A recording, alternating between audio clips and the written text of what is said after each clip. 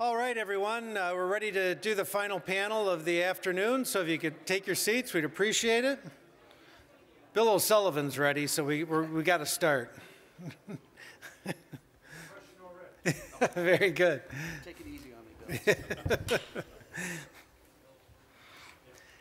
Well, thanks and welcome back. It's been a great day. We've had a lot of great information, a lot of wonderful speakers, and this last panel is going to provide more great information through 4 wonderful speakers as well. I mentioned at the outset this morning that the Nicholas Institute and the Great Plains Institute facilitate a group of states in the PJM footprint, both the environmental and the energy regulators. And so what we really do is work on the cross-cutting issues that work on both the environment and on energy. Although in a lot of cases those issues end up getting siloed, all of us in this room understand that for every issue we talked about today, from a market side, there's an environmental component to it. And the same is true on the environmental side when we talk about the issues we're going to in the next hour and a half to talk about, realize that there's also an energy or a market side to all of this as well. So I had a utility commissioner in one state tell me that well, the environmental folks are handling all this clean power plant stuff, so it really doesn't apply to us too much. I got some chuckles. So, or I had another one that tell me that no, the EV stuff, that's pretty much all the environmental agency. They're handling the Volkswagen money, and it really doesn't have anything to do with us. And I said, well, what about who owns the charging stations? Oh, okay. Well, I hadn't really thought of that. So there's always a need to kind of check across our individual silos and work on the energy and environmental issues together. We're going to focus on environmental issues for the next hour and a half, and there are many of them that are out there right now. We wanted to give you folks a glimpse into 4 different kinds of things that are happening. Mike Dowd from Virginia, I'll introduce them all a little bit more in just a second here. Mike Dowd from Virginia is going to talk about their greenhouse gas reduction program and the potential links to RGGI. Kyle Danish is going to talk about the Clean Power Plan, where that's at, what the status of that is, and also the comments that have been filed in relation to the proposed repeal and the proposed replacement of the Clean Power Plan. Michael Tubman is going to talk about EVs. We've heard a lot about EVs, I think, in every session so far today, so I know people are going to want to know what's happening with EVs from Michael's perspective. And Erin Burns is going to talk to us about carbon capture, which Commissioner Place mentioned in one of the earlier panels, and specifically some legislation, a piece of legislation that was recently passed on the Hill that will improve the ability financially of carbon capture projects to move forward, and then a new piece of legislation that's been introduced on the Hill as well. And carbon capture may actually, you may actually see a lot more projects happen in that regard. Because it's not all kind of one issue, we're going to do this one a little bit differently than we've done the other panels, in that each of the panelists is going to do a presentation of 15 minutes or so, talking about the particular issues that we've outlined, and then we will take questions both from me and the audience after all of the presentations are done. So with that, let me briefly introduce everyone who's up here to my right. Michael Dowd is the Director of the Air and Renewable Energy Division for the Virginia Department of Environmental Quality. Mr. Dowd oversees the air quality planning, permitting, compliance, monitoring, and mobile source programs, as well as the small renewable energy permit by rule program for the Commonwealth of Virginia. And if that isn't enough, and it is, Mike also chairs the group of environmental and energy regulators in the PJM states that I mentioned a little bit earlier. And they were so impressed, Mike, that they made the lights flicker here in the room. That was it. So, Kyle Danish is on Mike's right. Kyle is a senior associate in the Center for Strategic and International Studies, Energy and National Security Program. He's an attorney with Ness Feldman here in Washington. He's also on the editorial board of the Carbon and Climate Law Review and is an expert in all things Clean Power Plan. Michael Tubman, to Kyle's right, is Manager of State Government Affairs and Public Policy at Electrify America, a subsidiary of Volkswagen Group of America. He coordinates with government officials as the company invests $2 billion in electric vehicle infrastructure across the United States. Michael, thank you for being here. And to Michael's right is Erin Burns. Erin is the Senior Policy Advisor for Third Way's Clean Energy Program, where she manages the organization's carbon capture work, clean energy legislative strategy, and energy innovation efforts. So a very, very talented panel who is going to lead us through some of these issues, and we're just going to go down in order that I introduce folks. So Mike, why don't you go ahead and start? Okay, well, thank you very much, Doug. I'm going to not work from a PowerPoint. I figured I'd spare you with that, and I'll just sit here, and I probably won't take my full 15 minutes because I want to make sure Bill O'Sullivan has enough time for questions. So we're doing a lot of exciting things in Virginia. As probably you all know, we are developing a regulation, a program, carbon control program to hopefully link to the RGGI program in 2020. The previous administration, Governor McAuliffe, directed the Virginia DEQ to develop a regulation that was trading ready to present to our Air Board for consideration by the end of 2017. And we did that. We had an extensive public process in 2016 and 2017, and had a lot of discussions with RGGI. Our RGGI discussions are still going on, and I'll talk a little bit more about that later. We met the governor's deadline. We submitted a draft proposed RGGI linkable carbon trading rule for new and existing fossil fuel generating stations to our State Air Pollution Control Board at its November meeting. Now, under Virginia law, DEQ doesn't promulgate regulations. We have a citizens board called our State Air Pollution Control Board that does that. So we presented the proposed regulation to them in November, and they approved it to go out to public comment. Our proposed rule is based very heavily on the August 2017 RGGI model rule. I mean, why develop your own regulation if someone has already done it for you? And basically, RGGI did most of it for us. Our rule contains the 3% annual declining cap beginning in 2020 to achieve a 30% reduction by 2030. We have provisions for RGGI's cost containment reserve. We also put provisions in there for RGGI's new emissions containment reserve as well. We have a bank adjustment provision in there. But there's one big difference between what we're doing in Virginia and what RGGI's doing. Under RGGI, the 9 RGGI states have a direct auction for their allowances. We can't do that in Virginia without the approval of our General Assembly. So what we're doing, we came up with something called a consignment auction, and I'll describe that in greater detail in a second. In addition, we are setting aside 5% of our allowances for other carbon abatement measures, principally energy efficiency, and that program will be run by our Department of Mines, Minerals, and Energy. I just want to talk for a couple of seconds about our consignment auction approach, because even though I think it's relatively simple, I find out when I talk to people it is really a very difficult process when people are used to a direct auction. Under what we propose, we will allocate conditional allowances to our CO2 budget sources, and those CO2 budget sources must then consign those allowances to the RGGI auction, sort of like eBay, I've been told. The auctions are managed by RGGI Inc., and anyone can purchase allowances at the RGGI auctions. The cost of the allowances is obviously determined at the auction clearing price. One big thing in Virginia, sources cannot use conditional allowances for compliance. They have to purchase either on the secondary market or at the RGGI auctions, or through some other RGGI set-aside to collect the allowances that they're going to need to comply. Now, what happens is that the revenue, they consign the allowances, the budget sources purchase allowances at the clearing price, but then they are reimbursed by the RGGI auction for the value of the allowances that they had consigned that were sold at the auction. Now, this should not be a windfall to the CO2 budget sources.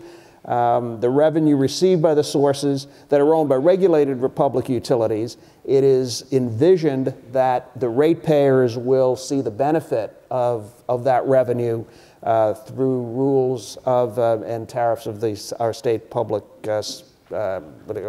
State Corporation Commission, our SEC, pursuant to SEC requirements. I can't speak for the SEC, but if they do their job, that money should basically, I use a flow through isn't quite the right word, but the ratepayers should recognize the value of that revenue in their rate, so that the cost of compliance that's imposed upon them should only be the delta between what their regulated utility purchases at the RGGI auctions or on the secondary market and the value of the allowances, the consigned allowances that they receive from the RGGI auctioneer.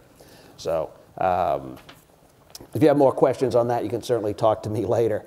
Our process forward, the State Air Pollution Control Board approved the rule for public comment at its November meeting. As I said, we held 6 stakeholder listening sessions throughout the state in the January and February, March timeframe.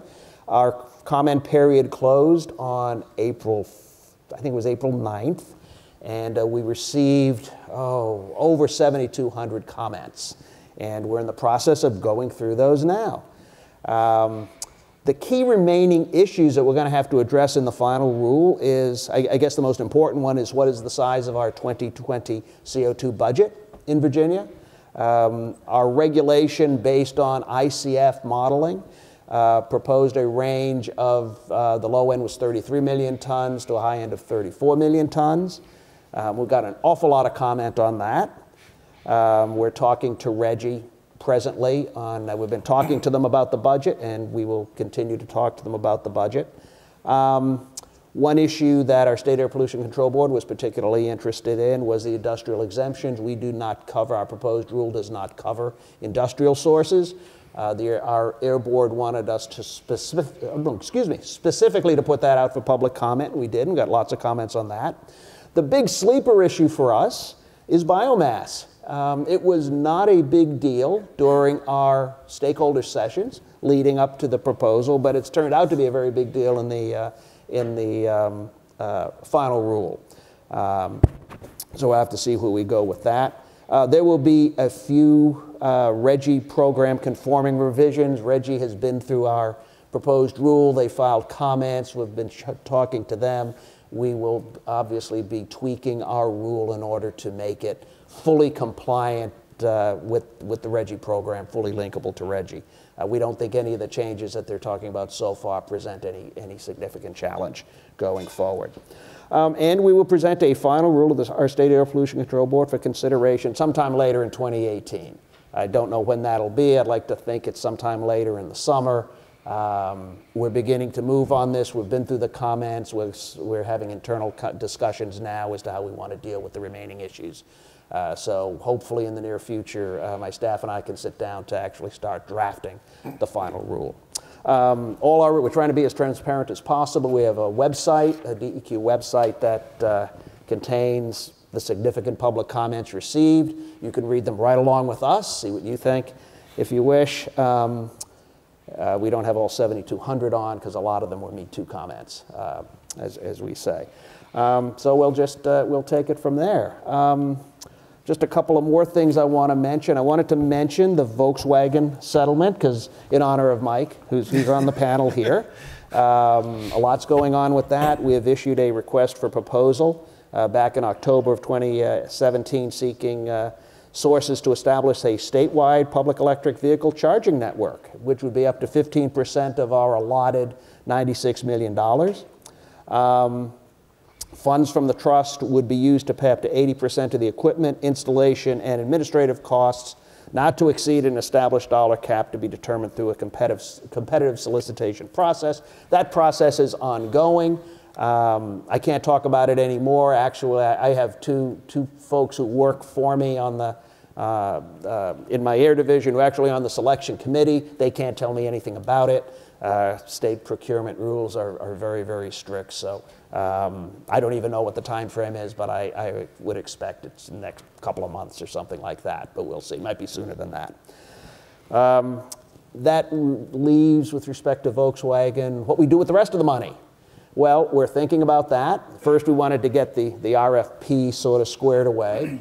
We will be tweaking our mitigation plan. We'll be refiling that with the trustees shortly. And then sort of speaking to folks in the governor's office to see what their priorities are and working our way through that. One exciting thing is that I know one priority for the governor will be, well, can we get some programs that not only would provide NOx benefits, but also provide benefits for Chesapeake Bay? And you know, there's no reason we can't do that. I think it's exciting, and it gets us out of our silos. We often work in silos at DEQ, you know, air, water, land, and this will get folks in the air division working with folks in the water division and in the secretary's office to see if, you know, if as we work through this, can we also do it in a way that's very beneficial to the Bay. And the last thing I want to mention is something that's new, and I think it's exciting anyways. We have a new administration in Virginia, sworn in January, and on April 3rd, Governor Northam issued Executive Order number 6, and it's entitled Executive Order Supporting the Critical Role of the Virginia Department of Environmental Quality in Protecting Virginia's Air, Water, and Public Health. And in the preface to the order, he says, the Department of Environmental Quality is the Commonwealth's lead agency charged with ensuring clean air and clean water. Over the past 25 years, DEQ has done extraordinary work to prevent and enhance Virginia's environment and promote the health and well-being of the citizens of the Commonwealth. I love that part. He says, but there is more work to do, and DEQ needs both the tools and the resources to safeguard our air and water for the improvement of our quality of life and that of future generations. So what the governor is asking us to do, in particular, is to review our permitting, monitoring, and enforcement activities across air, water, and solid waste programs to ensure that DEQ's permitting programs are as protective of public health and the environment as authorized under state and/or federal law, and identifying critical updates to regulations or guidance necessary to meet the objectives of this order. Now, you can sort of read that two ways. One way you could read it is very narrowly, just looking at how do you tweak our permit programs, but that's not the way we're interpreting it or the way the governor wants us to interpret it. We're going to be looking at our programs sort of, I guess, from soup to nuts across all media to see how we can make our programs more protective of health and the environment. A couple of facets of this. One of them is identify any gaps in monitoring, especially in areas where there is credible evidence to support an indication of the impairment to public health of the environment. It seems to be a strong statement in favor of community-based monitoring. We will be working on that. We're still trying to get our arms around this. So, but I think it does present some exciting opportunities for us in Virginia and in the Air Division in particular. One interesting factor, and this is another important factor here, he goes on in subsection B, he's directing DEQ to evaluate every proposed federal regulatory or guidance modification released after January 2017 regarding air, water, and solid waste to determine the impact on public health, drinking water supplies, and land and water protection. January 20th, 2017, go back and what happened on that date in history. This ongoing review shall include determining whether implementation of any proposed federal changes would lead to reduced effectiveness or efficiency in environmental programs to protect public health, the environment, which should be avoided.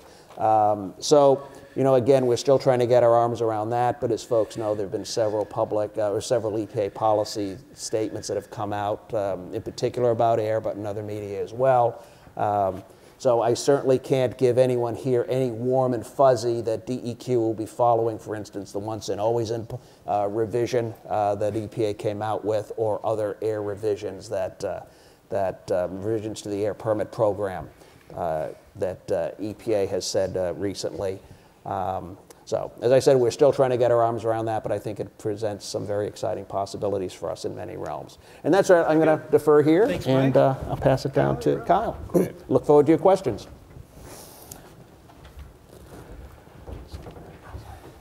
Well, thank you. Thanks to the Great Plains Institute and the Nicholas Institute for inviting me to present today. They asked me to talk about the Clean Power Plan rule. You remember that? My task is to provide a review of where things stand with the Clean Power Plan rule and some sense of where it might go based on the sort of input that's coming into the EPA and what we know about how the EPA might address this rule. I should be clear, I'm not here to speak or advocate for a particular client's view. I'm going to do my best to try to provide an objective overview.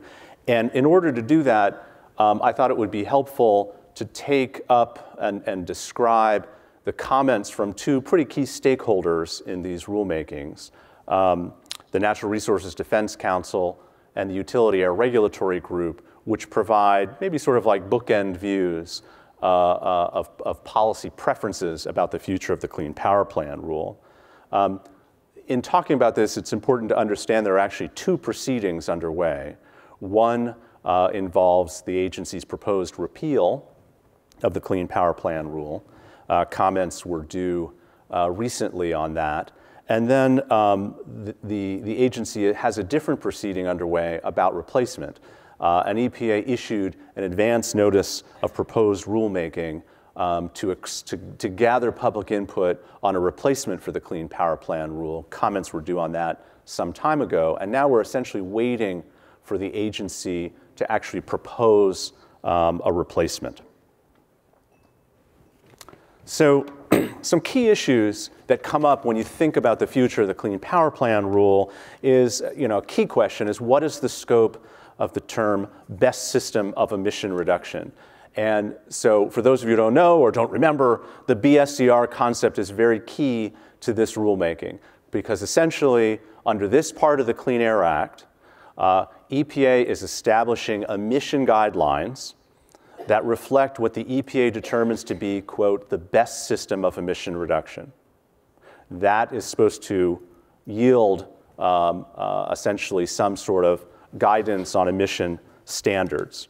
In the Clean Power Plan rule, the Obama EPA adopted a view of the BSCR in which it looked at measures to achieve emission reductions that could be implemented not only at one of the affected power plants, but also what reductions could be achieved by shifting generation from high emitting to lower emitting or zero emitting generators. And that shifting of generation actually accounted for a lot of the reductions contemplated by the Clean Power Plan rule, and therefore much of the stringency of the emission guidelines that came out. Essentially, EPA modeled this sort of system, and it yielded national standard emission rates for coal plants and gas plants, which then became state goals.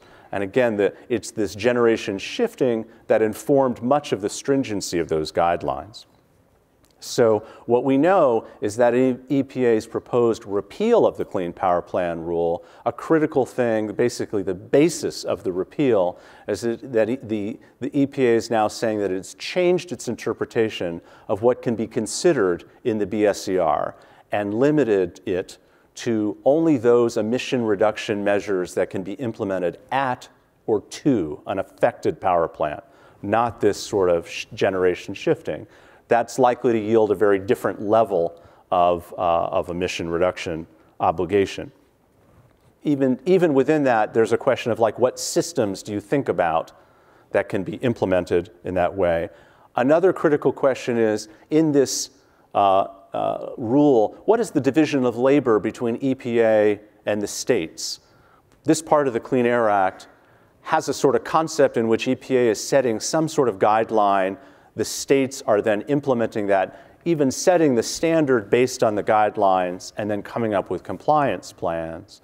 So what part, there is some interesting sort of room for interpretation on what EPA can mandate and what the states can do with an EPA mandate. And critical also in that is then what sort of compliance flexibility is allowed within the state programs. Can you allow emissions averaging, trading, and other sorts of programs as a means of compliance with whatever the standards are? So first we'll talk about what the Natural Resources Defense Council said in its comments on the ANPRM on repeal. For those of you who don't know, NRDC is a leading environmental NGO. In the litigation challenging the Clean Power Plan rule, it intervened on the side of the Obama EPA in defense of the rule. I'd say they put together fairly short comments on the ANPRM, setting up for more detailed comments on the proposed repeal.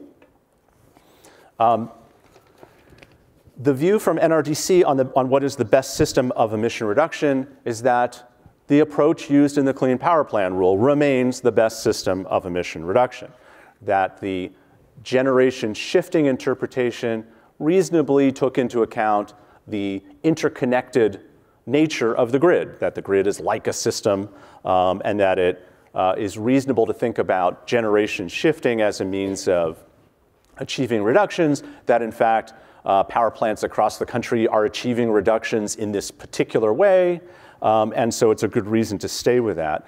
Furthermore, NRDC goes a little farther, and they say not only should you not get rid of the Clean Power Plan rule, EPA, that you should actually update it. You should rerun this same methodology with current data that would show much lower costs for renewable generation, and therefore much greater potential for emission reductions resulting from generation shifting. And they've come up with numbers on what they think could be achieved cost effectively if you updated the current Clean Power Plan rule targets using the same methodology.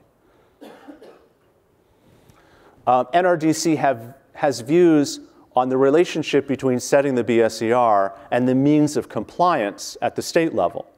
In a sense, they say, we're okay if state programs make use of emissions averaging and cap and trade and other things like that, but let's be clear, if those are means of compliance, they should be considered as systems of emission reduction in setting your BSER, and therefore the emission limits that come out of that. There should be some symmetry. They're going to be arguing very strenuously that you can't have a BSER that sets the limit that looks only what can be done at individual plants, yet allow and sort of acknowledge that compliance can be done essentially through generation shifting.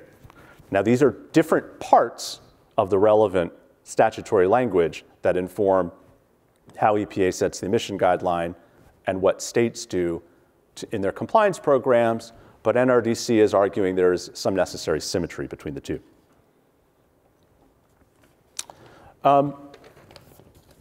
NRDC basically says, look, if EPA, you're going to be looking solely at systems that can be implemented at or to an affected power plant, let's be ready to point out there are a lot of systems that can be done there beyond just, say, heat rate improvements or making the plants more efficient. They point out that there can be things done at plants, at coal-fired power plants, involving co-firing with natural gas, do carbon capture and sequestration, do on-site solar. It's not just efficiency improvements. And furthermore, they're arguing these sort of heat rate efficiency improvements could never be the best system of emission reduction. These were thoroughly considered in the Clean Power Plan rule, and they make the point that in some instances, making a power plant more efficient will encourage it to run more, which would erode some of the reductions that you've achieved by making it more efficient. So comments from NRDC, let's shift to the other bookend here, to the Utility Air Regulatory Group. Again, for those of you who don't know, UARG is also a non-governmental organization. This one made up of owners of electric generating units and some trade associations in the electric power area. I think it's fair to say it's UARG trends a little bit, the membership trends to a part of the sector that has more fossil generation than not, or at least has some fossil generation. They were on the other side in the litigation on the Clean Power Plan rule. They petitioned for review of the Clean Power Plan rule. They challenged it along with other states and associations. So what is their view on replacement of the Clean Power Plan rule? Well, critically, it's important to point out UARG favors replacement of the Clean Power Plan rule. They don't favor repealing it without replacing it. Okay, so that's important to plant a flag on. Moreover, they say if EPA, you go back and go to the other big rule, the carbon pollution standards rule, which affects new, modified, and reconstructed fossil fuel-fired power plants. And EPA, I should point out, is reconsidering that rule as well. They haven't taken any action on it. But UARG makes a point of saying, if you do that, if you repeal that rule, that should be replaced too. So interesting that I think it's important to point out, they want a rule in place.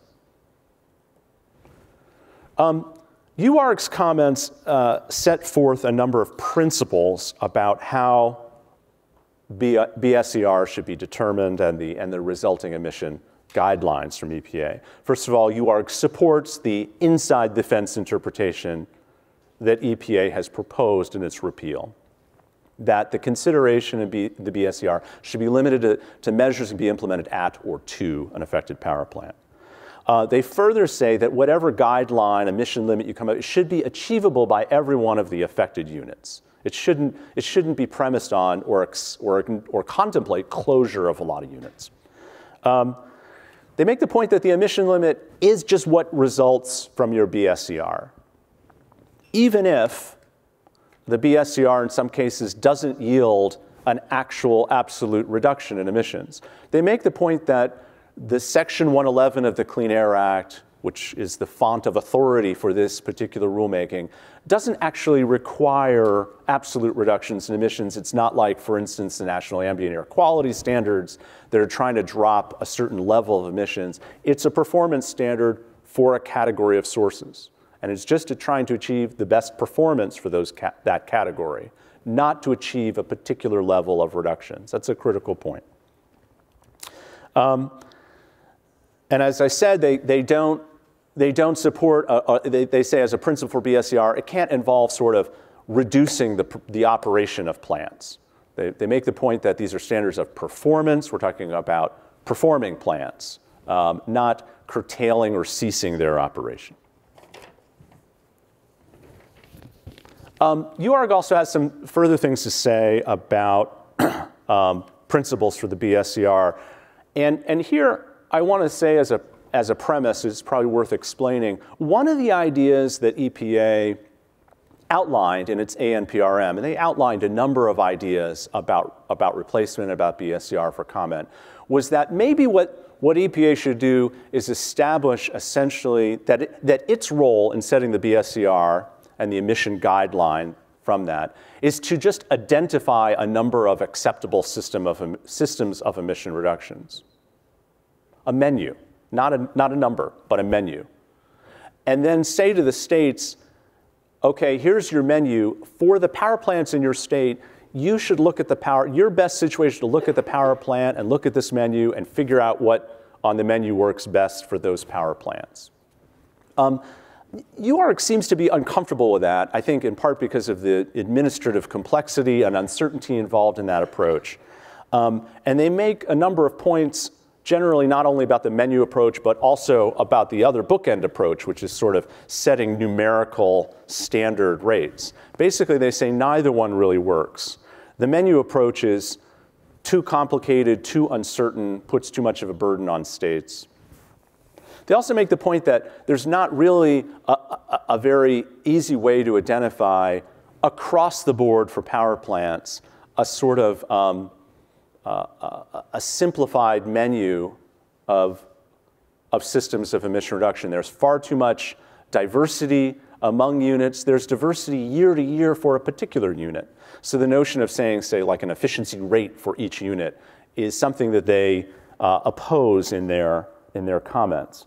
And so where UARG's comments come out is that the BSER should be basically based on the particular affected unit's historical performance. So rather than try to create across-the-board BSER or emission guidelines, the approach here should be to say that each affected unit should get to its best performance as measured by its recent historical performance.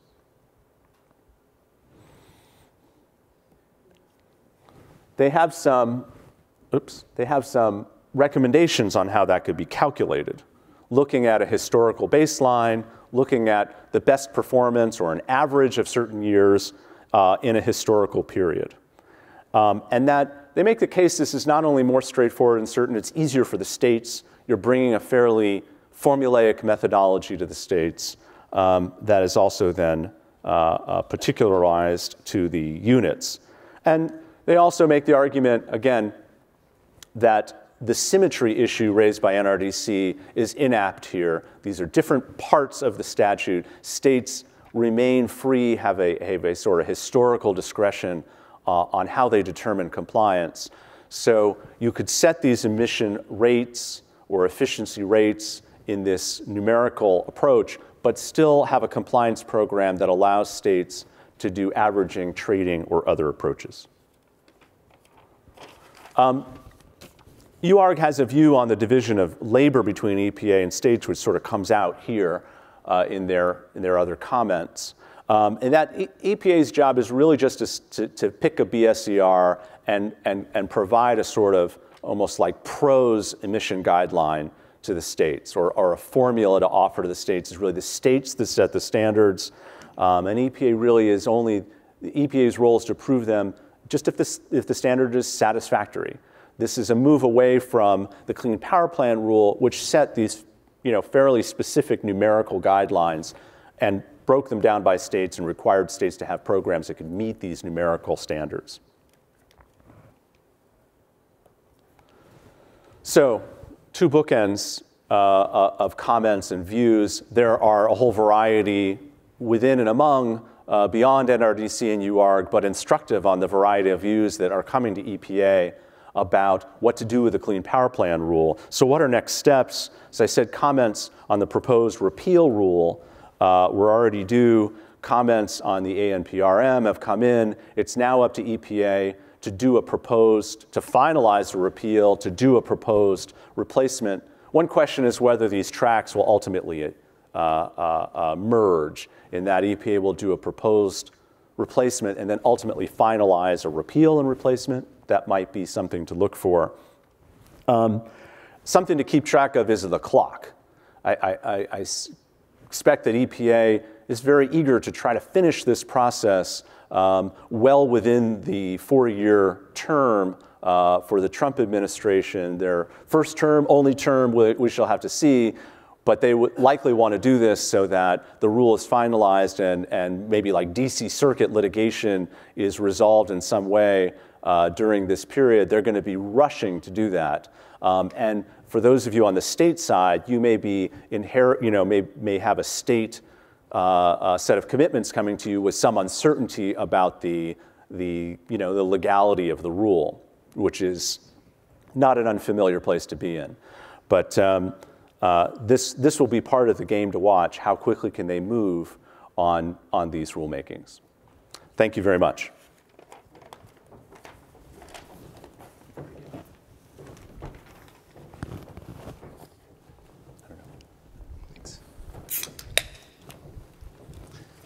All right, thank you. Thanks to GPI and to Duke for inviting me here to join you. I'm really excited to have the opportunity to share about what Electrify America is doing. Thanks. All right.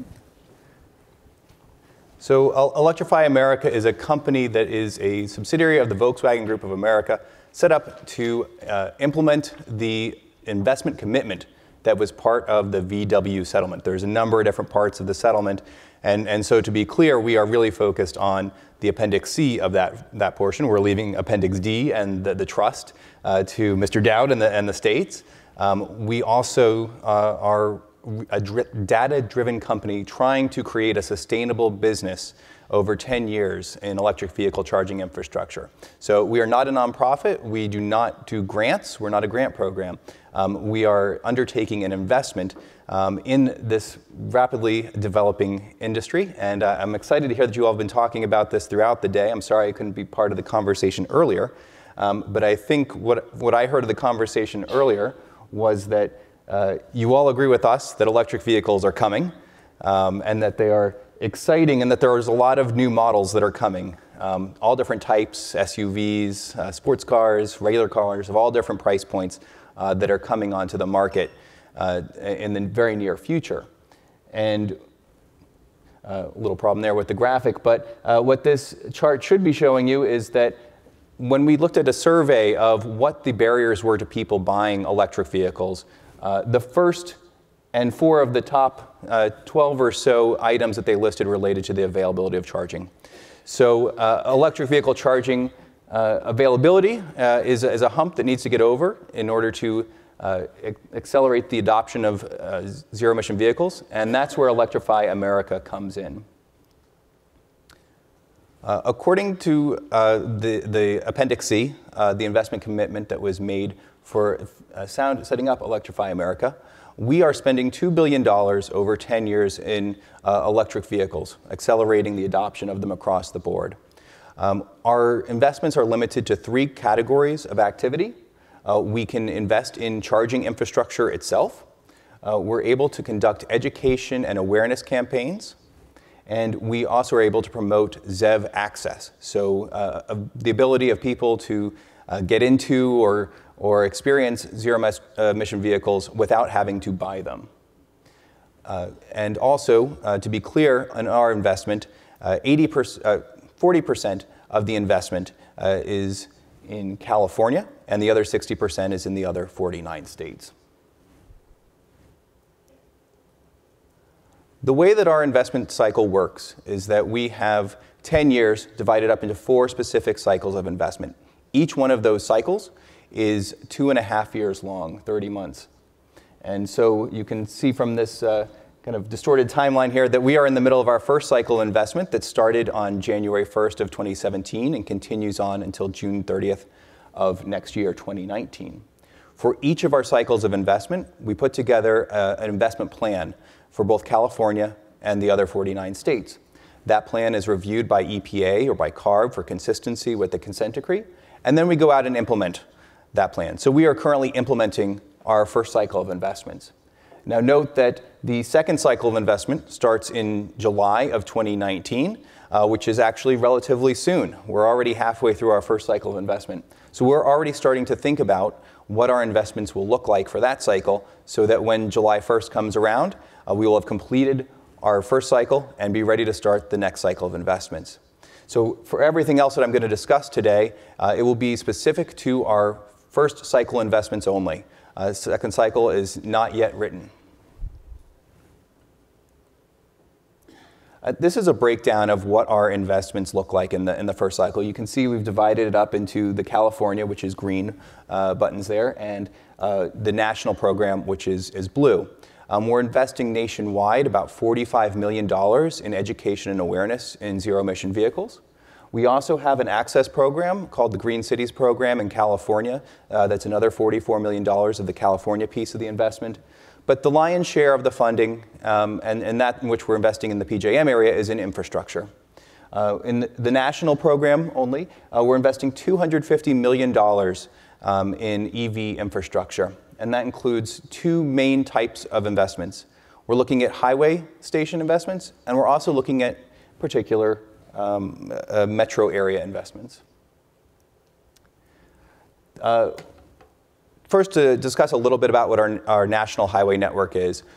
We came up with a map of highway stations based on undertaking a supply gap analysis of the major corridors in the United States and determined where we thought the greatest potential was for EV infrastructure investment and EV adoption by 2020. And so we have a map here that indicates dots where our highway charging stations will be. The highway stations are going to be between 4 and 10 chargers each. They will have at least 2 350 kilowatt power chargers, and the rest will be 150 kilowatt power chargers. So a standard DC fast charger today is about 50 kilowatt power. So this is 7 times more powerful, and will allow someone to get a charge at 350 kilowatt power. You can get a charge of 20 miles a minute. So if you've got a 200-mile battery electric vehicle, that equates to about 10 minutes of charging. We're really excited about this new technology. It's all brand new equipment that we had new specifications. It's unique. It does not have power sharing. So if you pull into one of the 4 to 10 parking spots on it, you will get the power that you are designed to deliver, either 150 or 350 kilowatt power. we're in 39 states for our highway network. And then in addition to that, we've looked at 17 specific beachhead communities, metro areas where we're undertaking additional intensive investments related to community infrastructure. But let's zoom in a little bit here in the PJM region and look at where you can see that we are looking at a number of highway stations across the states of this region. Each of those dots for our highway stations isn't really a dot. It's a 10-mile linear stretch of highway in which we are looking for real estate to put in a charging station. So it's not quite precise. What we're trying to indicate in this map is a general idea of what our station network will look like in this region. And I'm happy to announce that while we're here today in DC, we are commissioning our first station, our highway station. It's actually in Massachusetts. But we will very, very shortly also be commissioning a station in Fredericksburg, Virginia. So that's our second station to come online, and there's many more to come as we lock down the real estate necessary and come up with begin to commission these stations. We'll have many more available in the coming weeks and months. So also on this chart, you can see that in the PJM region, we have I think 4 different metro areas in which we're doing community investments. The Chicago area, the Washington area, Philadelphia, and New York. And so notice on this map that when I say we're investing in Philadelphia or in Washington, it's not just the city. We're looking at the entire metro areas defined by the US Census Bureau. And so what we've done in each of these metro areas is looked at additional use cases that we wanted to invest in besides the highway charging infrastructure. We're looking at putting in community depots. These will be sets of iconic sets of 6 chargers. There'll be 150 kilowatt power chargers. We're also looking at installing banks of 3 50 kilowatt power chargers at publicly available retail facilities. And we're also looking at installing L2s in workplaces and in multi-unit dwellings. Across the country, we'll be installing 2,800 level 2 chargers. So it's a very substantial investment in numbers as well as in value. When we're looking to install a charger, we're really trying to make sure this is a consumer-centric experience. We're trying to make sure that our customers enjoy charging, make sure that they feel safe, that our facilities are available for 24 hours a day, 7 days a week, that they're able to be seen and people know where they are. And we're also looking especially to make sure that we're putting them close by things that people want to do while they're waiting for a charge, whether it's 10 minutes or 45 minutes, depending on the speed that they've chosen. We're looking to place these chargers in nearby retail or restaurants, cafes, someplace where people can enjoy their time waiting for a charge.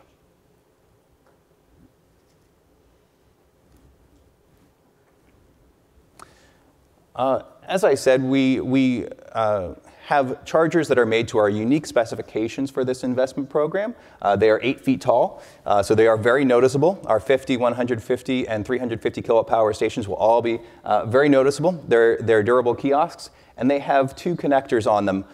This isn't for power sharing. This is to make sure that wherever your vehicle charging port is, you're able to reach it without dragging the cord across your vehicle. They also have cutting-edge technology, these cords. They are the first cooled liquid cables being commercially put in service in the United States, which is necessary for power levels of above 150 kilowatts. We have both non-proprietary charger systems available at our stations. We'll have both CCS and CHAdeMO connections. And they're open access, so you'll be able to roll up and just use them for a credit card to pay with. You won't need to have a subscription or anything else. We are looking as we move forward as to what our customers might want in terms of things like subscriptions, but for now it is available by credit card.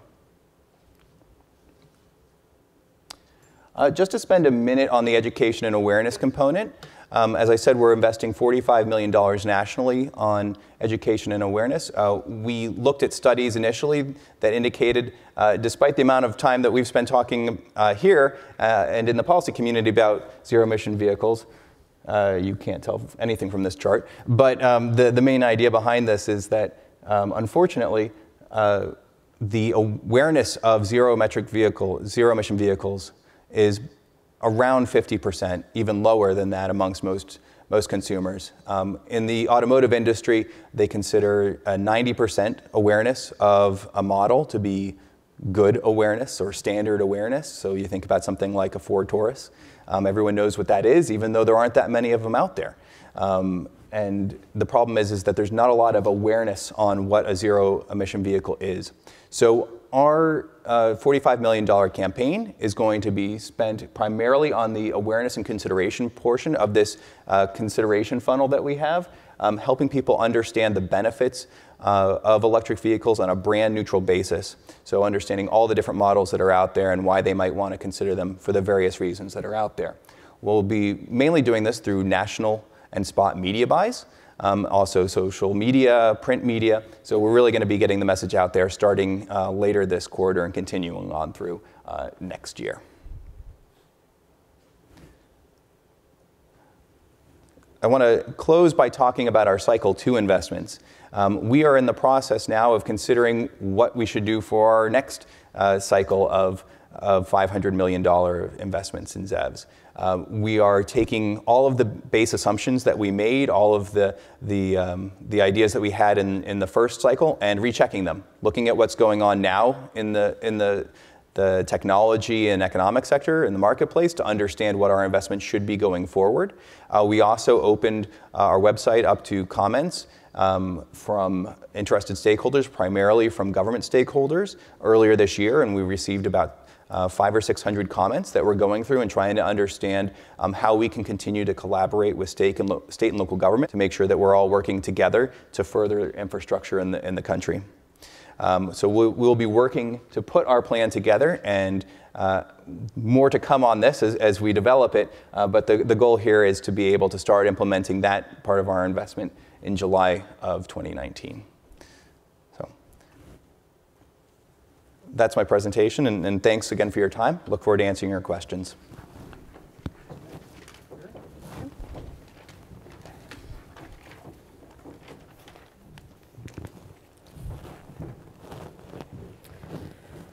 Hi, so thank you to GPI and Duke for having me here to talk about carbon capture. Hopefully everyone's as excited to hear about it as I am to talk about it. I think I hit the right button. So first I want to talk briefly about what I mean when I say carbon capture. So for Third Way, the term carbon capture includes capture on power plants and industrial facilities. It means direct air capture. It means bioenergy with carbon capture, and also carbon use. And so I think it's a much broader suite of technologies than sometimes folks realize. Carbon capture has a number of challenges: financing, high cost, lack of infrastructure, misunderstandings of the technology. But we also see a lot of opportunities and a lot of things that carbon capture has going for it. So it's cutting edge, it has enormous climate and economic opportunity. There are really broad coalitions on and off the Hill that are really supportive of the technology, and there's a lot of momentum right now in Congress for the technology. And those last two things, the momentum and those broad coalitions, they're really in large part built through one particular piece of legislation, and that's the Future Act.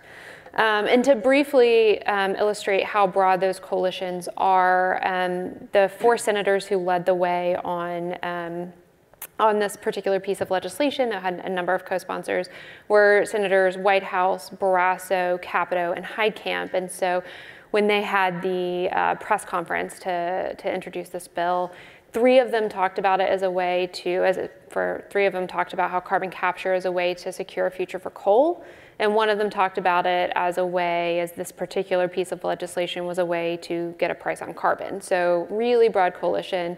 And then off the Hill, you had environmental organizations and labor unions, oil and coal companies all working together really on a weekly and often really daily basis to get this piece of legislation passed, which it did pass. It passed at the end of February, this past February, as part of the budget bill. And so The Future Act is really aimed at addressing one of those issues that I mentioned around carbon capture, which is financing. And it did this through updating a piece of the tax code that existed for several years beforehand. It wasn't a new piece, it updated it. That's referred to as 45Q.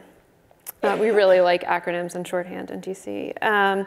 So it did three kind of broad things to update 45Q. The first is it increased the value of it. So 45Q had a kind of 2 tiers of value. So depending on what you did with the carbon that you captured. So if you capture the carbon and use it for enhanced oil recovery, you get one lower value. And if you capture it and then store it, geologically, you get a higher value. And so the Future Act updated this or increased the value for both tiers. So for enhanced oil recovery, it went from $10 to $35, and then for geologic storage, it went from $20 to $50. The next thing it did was to broaden the eligibility, and I mean this in a number of ways. So I mentioned the 2 tiers of value for the credit, and I mentioned that enhanced oil recovery was the type of use that was recognized. And so under the old version, only enhanced oil recovery was recognized as an eligible type of use for carbon. And so the Future Act updated it to include lots of other types of beneficial carbon utilization. It also recognized that direct air capture projects were eligible for 45Q. It made some changes. They weren't specifically excluded, but industrial and pilot projects had a hard time taking advantage of the old version of 45Q because there was this requirement that if you wanted to claim 45Q, you had to capture at least 500,000 tons of carbon annually. So the new Future Act, the new 45Q, updated this to reflect the fact that, to kind of set these tiered thresholds to allow industrial and pilot projects to take advantage of this more easily. But I will say it kept the 500,000 tons per year threshold for power plants. The final thing it did was to add transferability. So because of their particular tax status, co-ops and munis had trouble taking advantage of the 45Q credit. This added transferability will allow them to do that more effectively. And the third thing that it changed, the third update, was to provide more certainty. So as you can imagine already, building a really expensive cutting edge project like a new carbon capture facility has a lot of variables in it. And under the old 45Q, there was a cap for the total amount of credit that could be claimed over the lifetime of 45Q. And it was 75 million tons. So any project that went in and claimed some of this tonnage prevented another project from taking that tonnage. So if I had a project that takes 10 million tons, that leaves 65 million for you guys. And when you're trying to build a project, it's not a particularly clear way to figure out how much tonnage is going to be left by you or left for you. And the reporting process there wasn't like a really handy like ticker on a website somewhere on the IRS so you could check how much tonnage had been claimed. It was really, really opaque. And so the Future Act updated that by putting in a clear time frame. So within 7 years of enactment, if you commence construction, you're eligible for the credit and you're eligible for 12 years. So,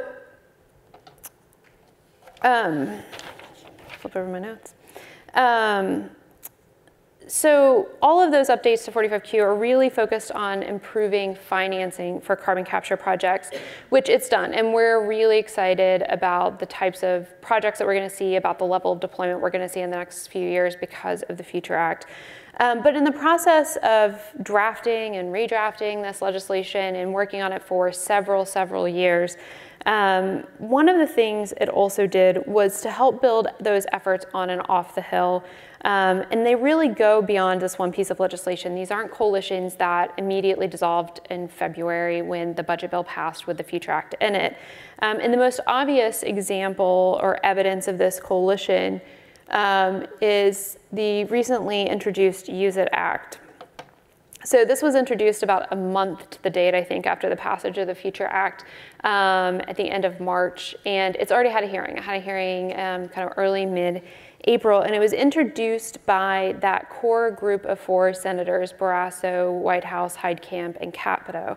And it does a lot of really important things to build on what was included in the Future Act.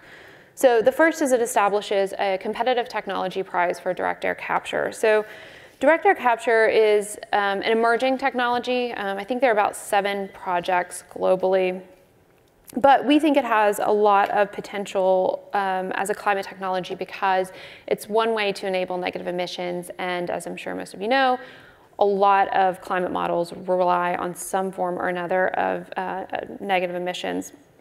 I think it's also really politically important. This particular provision in the bill is actually pulled from a standalone piece of legislation that was already in existence that was introduced by Barrasso and Senator Schatz. They have very different reasons for caring about carbon capture, as you can imagine. But it also, we found it's a really helpful entry point. So Senator Schatz got engaged through direct air capture and through working with Senator Whitehouse's office, but was also a supporter of the Future Act, even though I'm pretty sure he doesn't spend a lot of time worrying about the future of coal. The other thing that the Use It Act does is to provide funding for financial and technical support for carbon use. This is an area where I'll say third way is really bullish, and it's a really interesting space. So we did a mapping project. That was the first slide I had up there at the end of last year to see what kinds of carbon capture projects are out there. And we found, I think, about 50 projects globally on carbon use. And I'll say this is non-enhanced oil recovery use. And there's a lot, so there's a lot of projects out there. They're really geographically diverse as well. There's the Carbon X Prize, the NRG COSIA Carbon X Prize. They just announced their finalists, I think, around April 10th. I mentioned the changes to 45Q that reflect the fact that there is this emerging industry and that they're in need of this federal support. And then similar to direct air capture, it's also been a really important political entry point for more support for carbon capture as the full suite of carbon capture technologies. So we've seen a number of members get engaged in carbon capture and 45Q and all of these policies by first caring about carbon use rather, in their state or in their district or just as a really cool technology. The third piece of the Use It Act is really around permitting improvement. So now that we have 45Q updated and we've started to address some of the challenges around financing and cost, we also need to be thinking about infrastructure for carbon capture because we need a much greater amount of carbon capture infrastructure, pipelines, CO2 pipelines, all of these pieces to get to the level of carbon capture deployment that we're going to need to meet climate goals. And this bill really, to clarify, it doesn't repeal any provisions, it doesn't remove any sort of regulations, but it starts that conversation. And actually a lot of the provisions in here are recommendations from places like the 2015 Moniz-led Quadrennial Energy Review, GPI. So we think this is a really important piece of the puzzle that I think needs more attention, and it's not something that has gotten a lot of federal attention. We've tended to think about carbon capture on this project by project basis. How do we finance a particular project? How do we bring down the cost of a new technology? And we need to start thinking about it as this thing that's going to be really widely deployed and that we're going to need infrastructure to support. So the Use It Act, like I said, was introduced at the end of March, had a hearing a couple weeks later.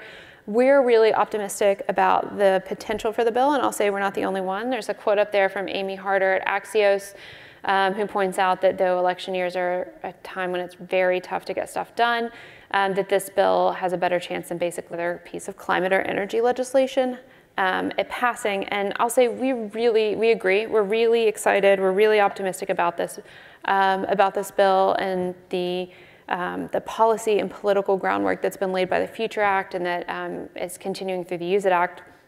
And I'll say, while these two bills are really important and address really big challenges, we're going to need more legislation. This is not the end of the road for carbon capture. We're going to need more policy to address some of those other challenges I mentioned. And I'm not sure that 45Q is the end-all be-all of financing, to address the financing challenges that carbon capture is going to face. But I'll say, for the same reason that we're optimistic about the potential for passage of this Use It Act, we're pretty optimistic that we're going to see those pieces of legislation be introduced, continue to move through Congress. because there has been, through the process of the Future Act, I think really, it really established a constituency in DC that cares about this carbon capture technology. And so it's something that we expect to continue to be, carbon capture broadly, we expect to continue to be a fixture in climate and clean energy legislation in DC. Thanks.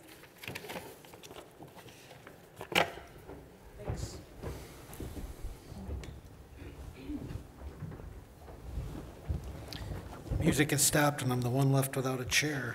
So. All right, well, thanks to all of our panelists. Great presentations, and we've got about 20 minutes for questions. So I've got some, but I want to make sure that folks in the audience have the ability to answer them. So Franz is doing mic duty. Does anybody have anything right away? Bill O'Sullivan is, yeah. There you go. How did I know that was going to happen? Well, this, I guess, is for Kyle and Erin. And I appreciated the summary of the positions on the Clean Power Plan. And I've always thought, and this is, I'm speaking for myself, not for New Jersey here. I spent 2 years of my life in evaluating Clean Power Plan. And, as a regulator for 40 years, it was quite a complicated regulation. It kind of burned when the stay came about. So we got this bird that burned and is lying there burning. And I see the two sides there. As one side wants this bird to rise up like a phoenix and carry another 40% load, a new load. And then the other side also wants this bird to rise up. Both of them want a new Clean Power Plan, a new phoenix. But the other side would like the bird only to carry a marginal load. So we really there already, or we're almost there with the 32%. So I can understand the NRDC suggesting, increase the requirement. Otherwise, the Clean Power Plan doesn't make sense if it would stay the same. So it needs to be different to be effective.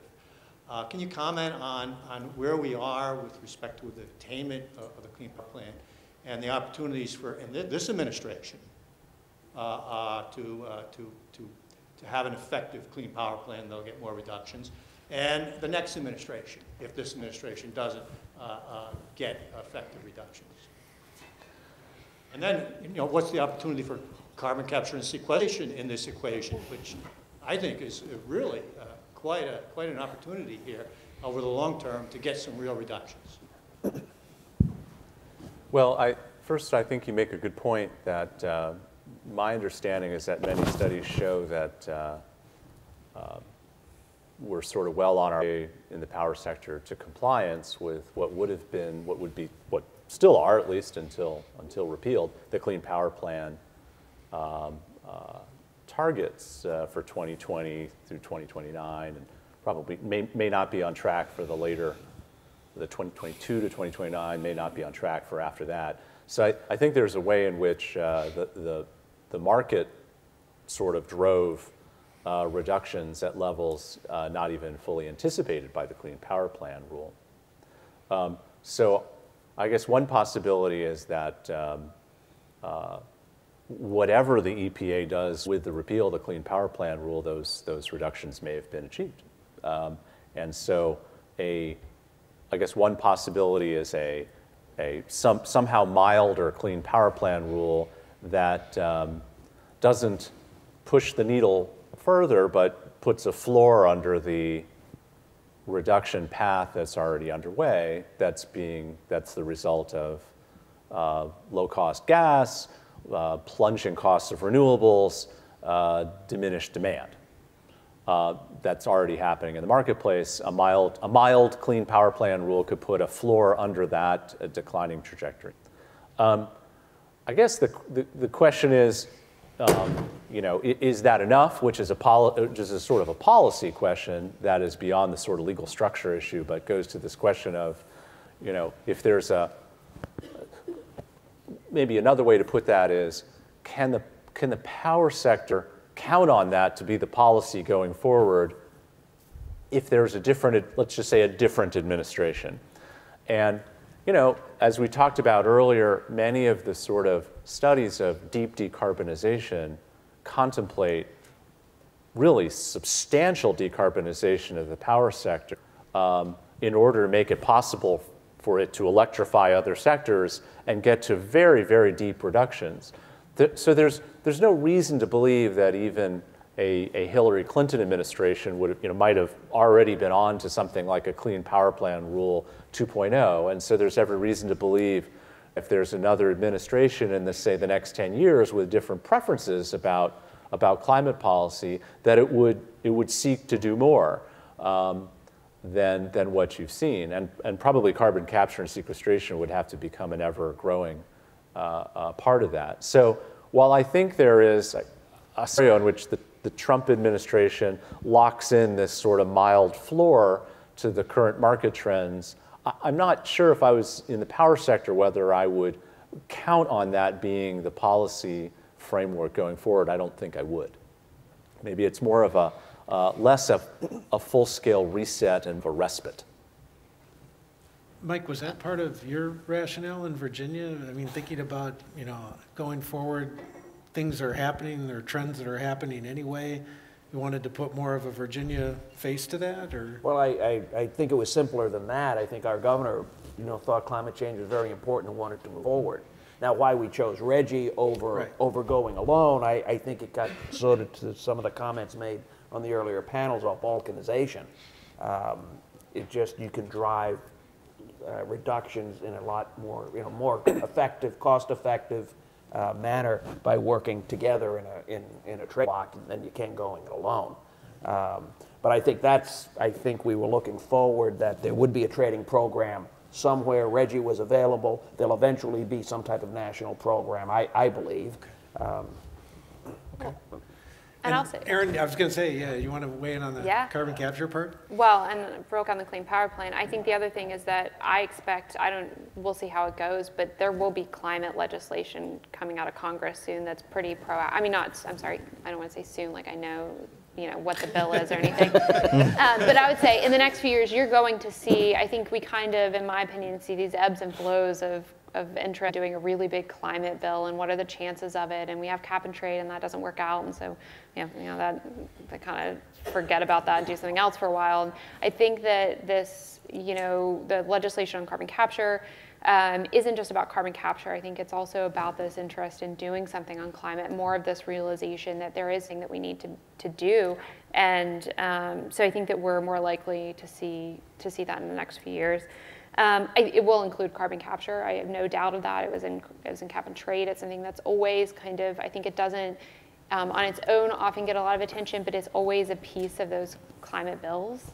It's something that, whoever the next administration is, especially I'll say, I think people think of it as this sometimes like a Republican or coal-driven issue. It's historically something that Democrats, and especially coal state Democrats, have championed. Strong Republican support was new to the Future Act. That was when we got some strong Republican support from folks like Capito and Barrasso.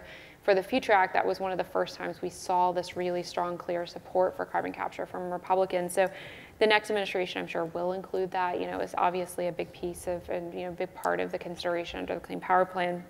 And the one thing I'll say about carbon capture too is we're talking about the electricity sector, and there will be demands on it as we electrify. But the other thing is carbon capture is not just an electricity sector technology, and it's not just direct air capture like I mentioned. It's incredibly important for the industrial sector, which is I think still a fifth of emissions. And it's one of the few ways we have of decarbonizing a lot of those industrial processes. So it's something that climate perspective is going to continue to always be a part of the conversation. Great, thanks. We've got a bunch, which is great.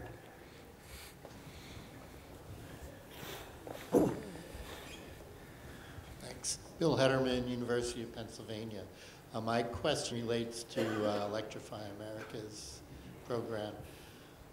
My understanding is that for the quick recharge, there are 3 different and incompatible plug options. Are you going to have a collection of transformers there or something to switch from one to, or have you powered your way through that and gotten some kind of consensus? And then I also was curious, seeing New Jersey in the plan, will people have to have a trained professional connect the plugs to get refilled in New Jersey? I'm going to have to do some research on the second one, but I'm not kind of nervous. I don't think so, but it's definitely something we should check out. On the question of the connectors, there are two non-proprietary charging systems that are available, the CCS and the CHAdeMO, that most automakers use. And we will have both available at all of our DC fast charging stations. The Tesla connection is a little bit different. They have a proprietary charger, and so their system is only compatible with Tesla chargers. There is apparently a coupler that Tesla can buy for some amount of money. It's not actually too much compared to a vehicle. I'm not going to do it's not that much, but I don't want to give their prices away.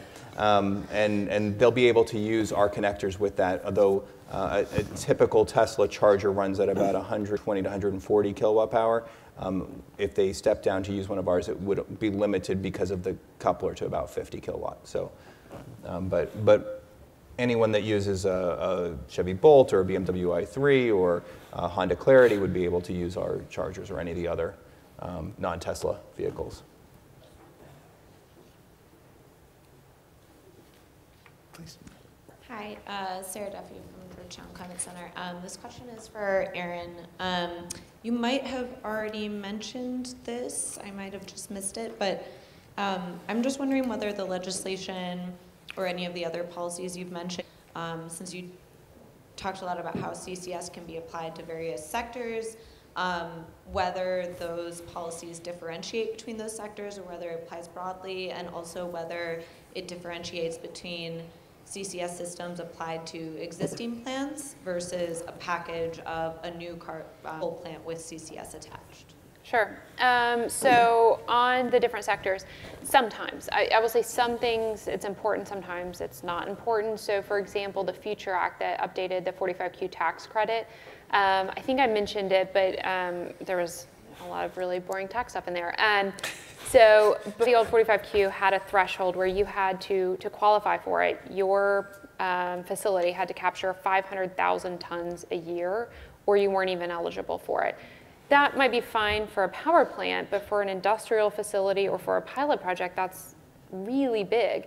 And so, and I'll say to be clear, most of carbon capture in the way that we think about it, especially as far as like a point source carbon capture project, is on industrial sources in the US. It's not on power plants. So there was that differentiation, and I think now it's 100,000 tons. So for an industrial facility to take advantage of for now, you only have to have 100,000 tons captured annually. That 500,000 ton cap is still there for electricity units, but keeps it for industrial. On some of the other provisions, it's not quite as I think important, right? A CO2 pipeline. So at this point, just making sure that we start getting those out there and the ground is going to help all of those projects. And the same with whether it applies to retrofits or new builds. I mean, I would say, I think, and it's an official third way position, but they probably find me saying this, but like, I don't think that we're going to see necessarily like a lot of new coal plants with carbon capture. We might see some new natural gas plants with carbon capture.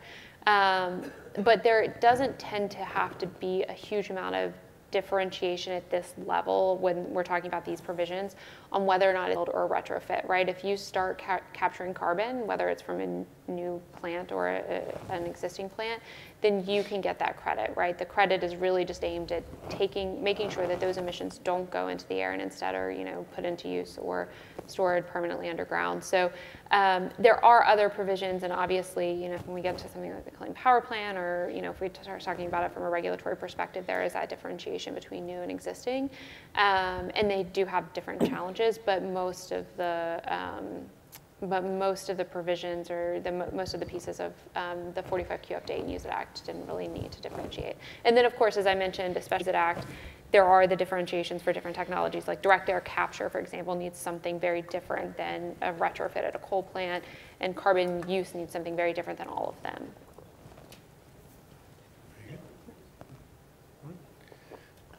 I've got a question for Michael, if there's nothing for the audience. Michael Tubman. Interested in the corridor, looking at corridors and trying to help range anxiety amongst people that want to drive longer distances. One of the interesting things that we found looking at that was the differences in the demand charges and rates of electricity, even within a state, just based on the different service territory of different utilities. Is that something, let alone between states, is that something that you're looking at or trying to help facilitate as a way to try to make the corridors more traversable for folks who want to use the systems you're putting in? Yes, so for us, in terms of placing our stations, first of all was the distance. We wanted to make sure that we were having our stations at a distance apart that made sense for a driver. So we have a maximum of 120 miles between each station because someone with a 200-mile battery is most likely going to charge between 20% battery and 80%, because that's when it's kind of like filling a wine glass. It goes slower at the very beginning of the charge, then speeds up, and then at the very end when you're charging, it just tops off rather slowly. So people are going to charge that middle 60% rather quickly, and so that 60% of a 200-mile battery is the middle miles, which is why we have an average distance, or maximum distance of 120 miles apart. On average, it's about 70 miles in our national program and 48 miles apart in our California program. But to get to your more immediate point, yes, we do look at those kind of three components of a rate structure, the fixed cost. We look at the rates of electricity, and we look at the demand charges when determining where exactly we want to place our stations. They're important to us, and we work with utilities to try to find the best rates there. Another thing that we're doing is all of our stations will be battery ready. And we are installing batteries at a substantial number of stations to be able to avoid demand charges, which can be, I think, other companies in the space have experienced a rather existential threat to EV charging infrastructure. And we want to keep our prices low. We want to keep them competitive with gasoline. And so in order to do that, we have to find a way to work with these to provide provide the consumer a price that works and will continue to purchase electricity from the utility over the long term as well. When we install a station, we're paying for the hardware, the installation cost, the utility interconnect, all the maintenance for 10 years. The only thing that we charge for and we need to recoup is the revenue from the electricity sold. That's where we're making our revenue. And so for us, it's important to work with the utilities to make sure that we can do that and maintain ourselves as a viable sustainable after the 10-year investment from Volkswagen is complete. Very good. Thank you. Anybody else? If not, I've got one last one. Yeah, there's one. Oh, there's one there, and then in the back, Ben. Yep. So a question for Michael. On the last panel, we heard all the utilities that were up there, yes, Exelon, AEP. They all said they want to get in the space of electric vehicles and charging stations. So should we just wait for you and your $2 billion over 10 years, or is there enough space there for everybody? And then the second part of that question, if I could ask two parts, is the demand charge. Do you have batteries? Do you guys have a strategy for addressing the demand charge? Because that is going to be a big piece at a 300 kW load. That's a big charge. Anything besides batteries? Well, batteries can be big too, which is important. But we do want to work with the utilities to try to figure out forward to make sure that this, that we can have rate structures and work with the utility commissioners over the long term to ensure that we can have rates that work for EV charging industry, because I think that has been a large barrier, and so we're still working out exactly what the optimal rates structure might be, but we definitely want to work with our utility partners, and we're working with almost 200 utilities across the country to try to figure that out. As far as whether utility should be involved, we think that there are a lot of different components to the EV charging system, and there is room for a lot of different players and a lot of competition in this space. We think that that is really important to maintain. You've got, we're just in cycle 1 focused on a couple of different use cases, the DC fast charging on highways and in retail. We're also working at level 2s in multi-unit dwellings and workplaces. And there's a number of other use cases out there that we haven't even been able to start with. So I think there is opportunity to work together and serve customers well. In the back. Yeah, Ben Grumbles, Maryland Department of the Environment. A brief comment. The comment is that as a member of the board of RGGI, and along with Valerie Gray of DNREC here, I just wanted to say how excited we are and how appreciative we are that Virginia and New Jersey are so active and constructive with RGGI. It makes this a most exciting year for environmental progress, and some of us are joking that we're real focused on MAGGI, the Mid-Atlantic Greenhouse Gas Initiative, between Virginia and New Jersey, Maryland, Delaware. It's a great team. So thank you, Angela, Mike, and New Jersey folks for your work. The question is, Erin, really exciting, impressive work that you're describing. Is there a role for states? Some of us are looking at this very intently, possibly as a clean energy standard strategy, but I just ask you the general question, is there a role for states? Sure. And I'll caveat this to say that my background's in the Senate and I'm not a state policy expert. So I think, one, we should connect and I'll get you a more, but I'd say definitely. So Maryland, I think, has one carbon capture facility, the Warrior Run one in Cumberland. And they actually use the CO2 as well. I don't think it's not just storage.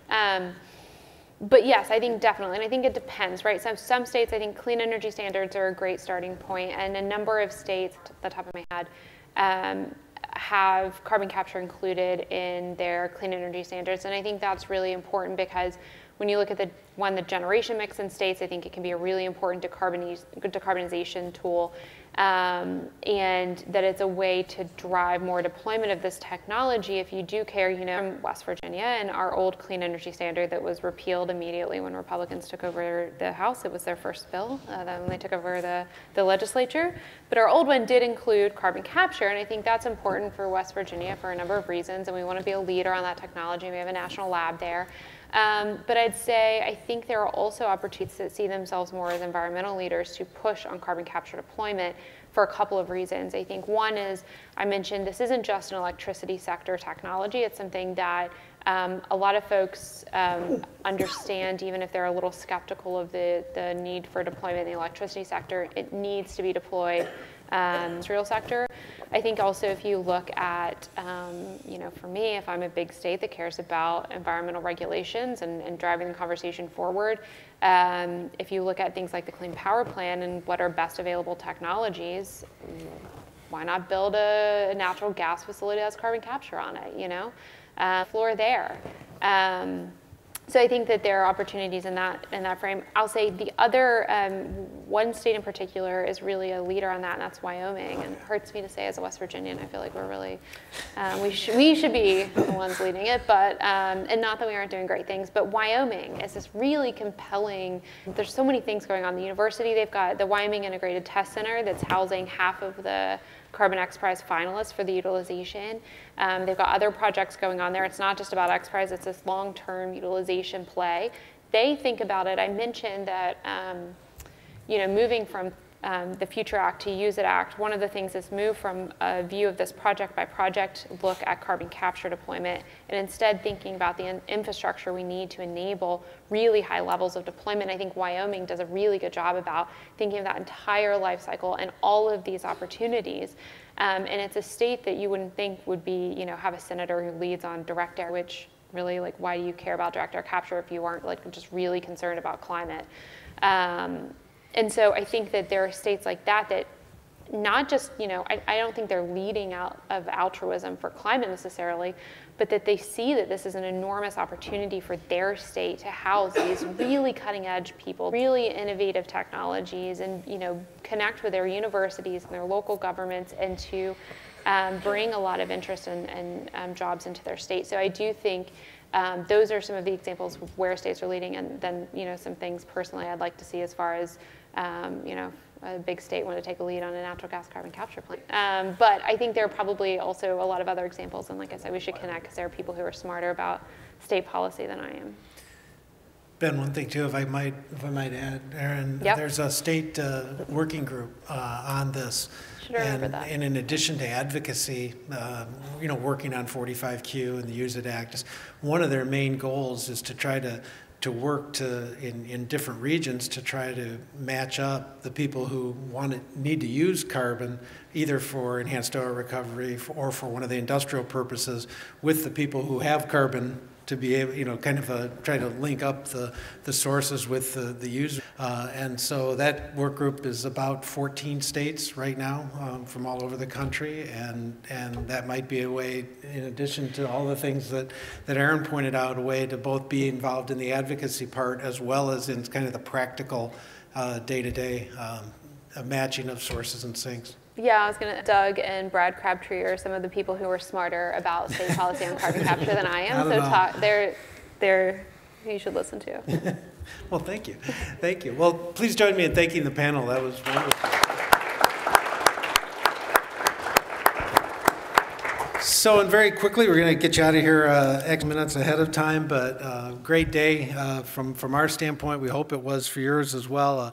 A lot of information, a lot of really strong, quotable thoughts from a lot of the people who spoke today.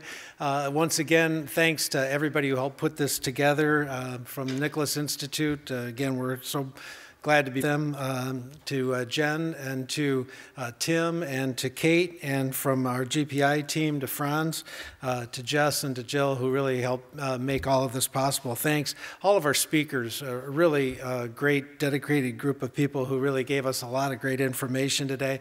And thanks to all of you for being here, and all of you from this is, I go to a lot of conferences. This is probably the best retention rate I've seen in a conference here. And so we really appreciate that, as well as all the questions that people asked here in the room, and the people who tuned in online as well.